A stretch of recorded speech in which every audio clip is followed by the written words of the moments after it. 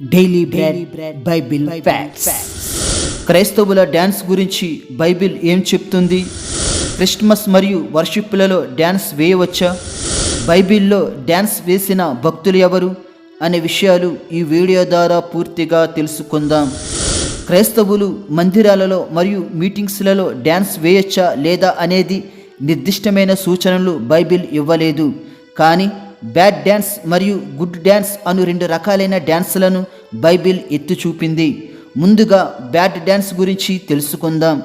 Bad dance అంటే చెడు నాట్యం. బైబిల్లో చెడుకు ఉద్దేశించి నాట్యం చేసిన వారు ఉన్నారు. వారెవరనగా నిర్గమకాండము 32వ అధ్యాయము 19వ వచనం. అతడు పాలెమునకు సమీపింపగా ఆ దూడను వారు నాట్యమాడుటను చూచెను. అందుకు మోషే కోపము మండెను. అతడు కొండ దిగువన తన చేతులలో నుండి ఆ పలకలను పడవేసి వాటిని పగలుగొట్టెను. ఈ లేఖనంలో మోషే తప్ప మిగిలిన ఇశ్రాయేలు జనాంగం సీనాయి కొండ దిగువన పాలెములో బంగారపు దూడను చేసుకుని ఒక పండుగల తిని త్రాగి డ్యాన్స్ వేయడం చేశారు. ఇశ్రాయేలీయులు విగ్రహారాధనను ప్రవేశపెట్టి దాని ప్రక్రియలో భాగంగా నాట్యం చేయడం ప్రారంభించారు. 25వ వచనంలో ప్రజలు విచ్చలవిడిగా తిరుగుట మోషే చూచెను అని వ్రాయబడింది. విచ్చలవిడి అంటే కొన్ని బైబిల్ అనువాదాలలో నగ్నంగా అని వ్రాయబడింది. అంటే ఒంటి మీద బట్టలు ఉన్నాయో లేదో కూడా తెలుసుకోకుండా తిని త్రాగి ఇశ్రాయేలీయులు బంగారపు దూడ దగ్గర నాట్యం చేశారు. ఈ డ్యాన్స్ అత్యంత మహాపాపాత్మకమైన చర్యగా బైబిల్లో నిలిచింది. మోషే ఇటువంటి పాపాత్మకమైన డ్యాన్స్ చూసి దేవుడు తన చేవ్రాతతో వ్రాసిచ్చిన 2 రాతి పలకలను పగలగొట్టేశాడు. ఇటువంటి నీచమైన నాట్యానికి ఇశ్రాయేలీయులు తరువాతి రోజుల్లో దాని ప్రతిఫలం అనుభవించారు. అలాగే ఇశ్రాయేలీయుల శత్రువులైన అమాలేకీయులు కూడా డ్యాన్స్ వేశారు. 2వ సమూయేలు 30వ అధ్యాయము 16వ వచనం. ఫిలిస్తీయుల దేశముల నుండి యోధా దేశముల నుండి తాము దోచి తెచ్చుకునిన సొమ్ముతో తోలతూగుచు వారు ఆ ప్రదేశమంతటా చెదిరి అన్నపానములు పుచ్చుకొనుచు ఆటపాటలు సలుపుచుండెరి. ఈ లేఖనం ప్రకారం అమాలేకీయులు ఫిలిస్తీయులలో మరియు యోధా దేశములో ఉన్న దోపుడు సొమ్మును దోచుకొని తిని త్రాగి డ్యాన్సులు వేశారు. కానీ ఈ అమాలేకీయుల డ్యాన్స్ కొంతవరకే సాగింది. ఆ తరువాత దావీదు వచ్చి అమాలేకీయులను ఓడించాడు. అక్కడితో అమాలేకీయుల ఆటపాటలు ముగిశాయి. ఈ విధంగా అమాలేకీయులు చెడును ఉద్దేశించి నాట్యం చేశారు. కానీ ఈ నాట్యం దీర్ఘకాలం సాగలేదు. అలాగే ఫిలిప్పు భార్య అయిన హేరోదియ కుమార్తె కూడా చెడును ఉద్దేశించి నాట్యం చేసింది. మత్తయి సువార్త 14వ అధ్యాయము 6-7 వచనములు. అయితే హేరోదు జన్మదినోత్సవం వచ్చినప్పుడు హేరోదియ కుమార్తె వారి మధ్య నాట్యమాడి హేరోదును సంతోషపరిచెను. గనుక ఆమె ఏమి అడిగినను ఇచ్చేదనని అతడు ప్రమాణపూర్వకంగా వాగ్దానము చేసెను. ఈ లేఖనం ప్రకారం హేరోదు పుట్టినరోజప్పుడు హేరోదియ కుమార్తె అందరి ముందు సభలో నాట్యం చేసింది. దీనిని మెచ్చిన హేరోదు రాజు నీకేం కావాలో కోరుకోమంటే బాప్తిస్మిచ్చు యోహాను తలను అడిగింది. అట్టి విధంగానే ఈ చెడు డ్యాన్స్ ప్రభావం వల్ల ప్రవక్త అయిన బాప్తిస్మిచ్చు యోహాను చంపబడ్డాడు. ఇప్పటి వరకు చెప్పిన డ్యాన్స్లన్నీ చెడుకు సంబంధించినవి. ఈ చెడు డ్యాన్సుల వల్ల దేవుని నామానికి మరియు దేవుని భక్తులకు చెడు జరిగింది. ఇప్పుడు రెండవది అయిన గుడ్ డ్యాన్స్ గురించి తెలుసుకుందాం. బైబిల్లో మంచికి ఉద్దేశించి నాట్యం చేసిన వారు ఉన్నారు. వారెవరనగా నిర్గమకాండము 15వ అధ్యాయము 20వ వచనం.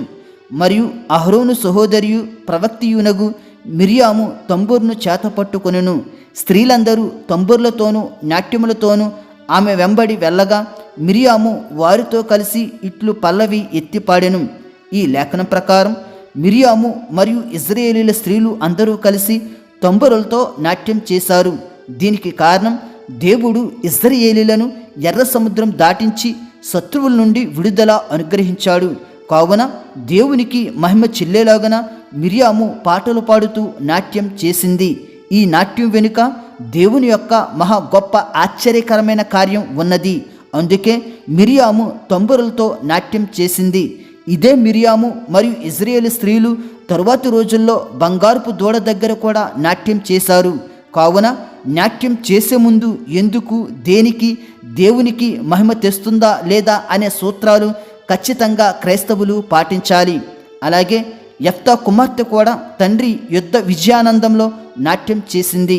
న్యాయాధిపతులు 11వ అధ్యాయము 34వ వచనం. యెఫ్తా మిస్పాలోనున్న తన ఇంటికి వచ్చినప్పుడు అతని కుమార్తె తంబురతోనూ నాట్యముతోనూ బయలుదేరి అతనిని ఎదుర్కొనెను.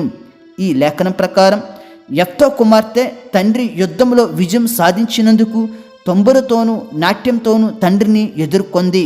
యెఫ్తా కుమార్తె నాట్యం వెనుక తండ్రి విజయం ఉన్నది.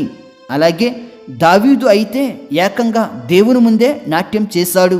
2వ సమూయేలు 6వ అధ్యాయము 13, 14 వచనములు.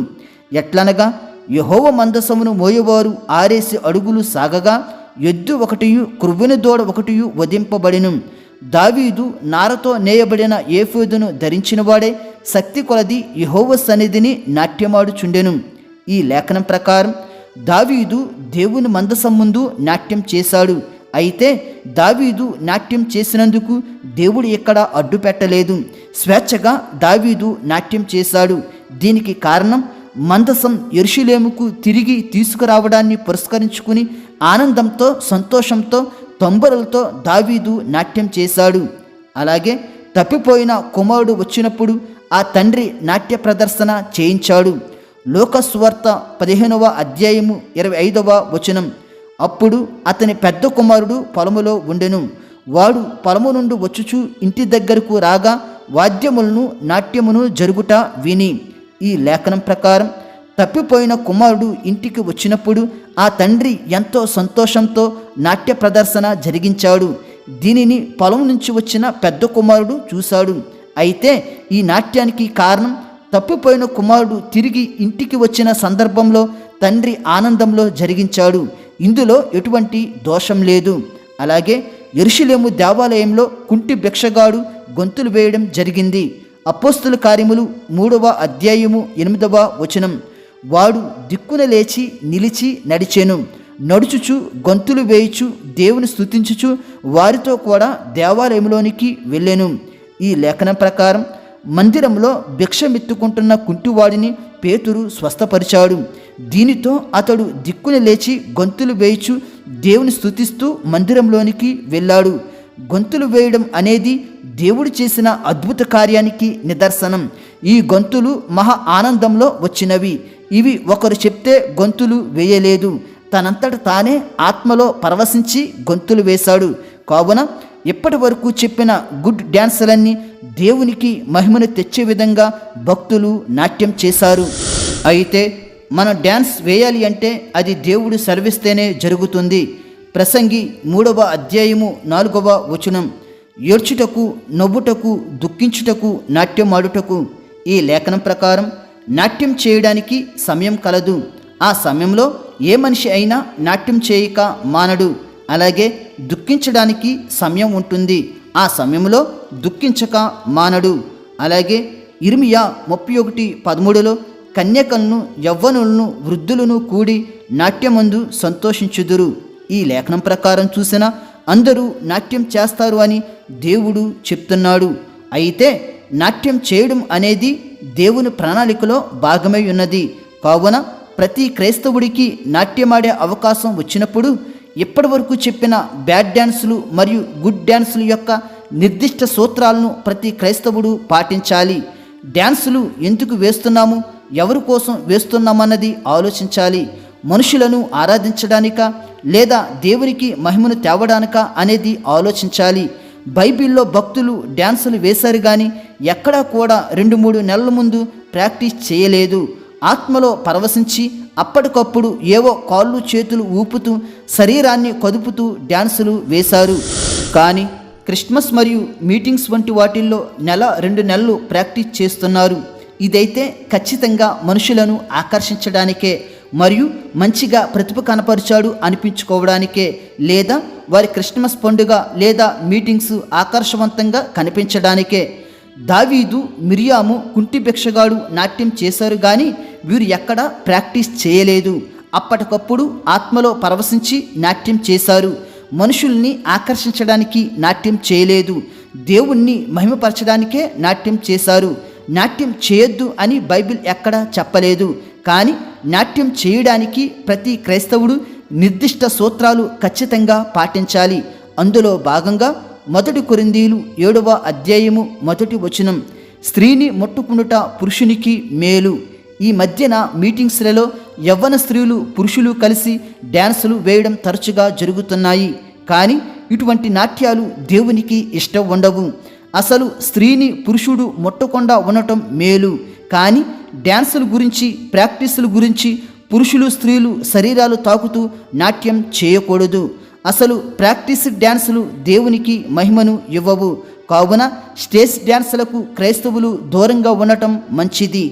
1 కొరింథీయులు 6వ అధ్యాయము 19-20 వచనములు, మీ దేహము దేవుని వలన మీకు అనుగ్రహింపబడి మీలోనున్న పరిశుద్ధాత్మకు ఆలయమై ఉన్నదని మీరు ఎరుగరా? మీరు మీ సొత్తు కారు, విలువ పెట్టి కొనబడిన వారు గనుక మీ దేహముతో దేవుణ్ణి మహింపరచుడి. ఈ లేఖనం ప్రకారం మన దేహం దేవుని ఆలయం. కావున దేహమైన దేవుని ఆలయాన్ని మనం అసభ్యకరమైన నాట్యాలతో పాడు చేయకూడదు.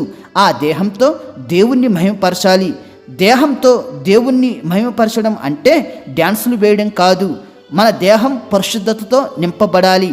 ఈ మధ్యన ఆరాధనలో పూనకం వచ్చినట్టు ఊగిపోతున్నారు, గొంతులు వేస్తున్నారు, నాట్యం చేస్తున్నారు. ఇది నిజంగా దేవునికి మహిమను తెస్తుందా లేదా అనేది ఆలోచించుకోవాలి.